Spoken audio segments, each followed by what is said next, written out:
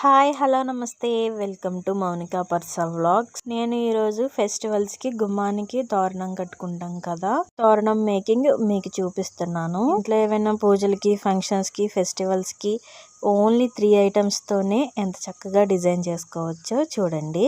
దీనికోసం మామిడి ఆకులు అండ్ చామంతి, గులాబీ పువ్వులు కావాలి. స్టాబ్లర్ ఒకటి, డబుల్ గమ్ స్టిక్కర్ ఒకటి, ఈ 2 తీసుకుంటే మనకి సరిపోతాయి. ముందుగా 4 మామిడాకులను తీసుకుని వీడియోలో చూపిస్తున్నట్లుగా 3 అనేది ఒక సైడ్ ఫోల్డ్ చేసుకుని ఒకటి కొంచెం పొడవుగా లీఫ్ కింద పెట్టుకోవాలి. వీటిని స్టాబ్లర్తో పిన్ చేసుకోవాలి. తర్వాత డబుల్ గమ్ స్టిక్కర్ అంటించుకుని దానికి ఫ్లవర్ని అటాచ్ చేసుకోవాలి. అట్లాగే రోజ్ ఫ్లవర్స్, చామంతి పువ్వులు పెట్టుకోవాలి. నెక్స్ట్ సింగిల్ మామిడాకు ఒకటి తీసుకోవాలి. మామిడాకు తీసుకుని రౌండ్గా ఫోల్డ్ చేసి ఒక పిన్ కొట్టుకోవాలి.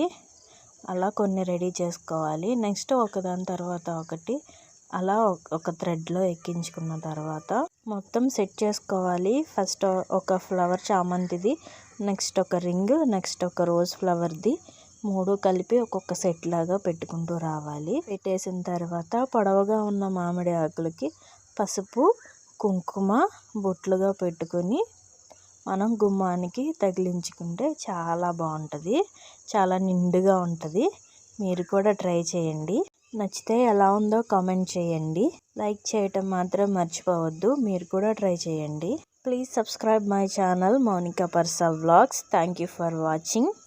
థ్యాంక్ యూ అండి నన్ను సపోర్ట్ చేస్తున్నందుకు. టోటల్గా ఫినిష్ అయిపోయిన తర్వాత ఇలా ఉంటుందండి. దీన్ని తీసుకుని మనం గుమ్మానికి కట్టుకోవడమే.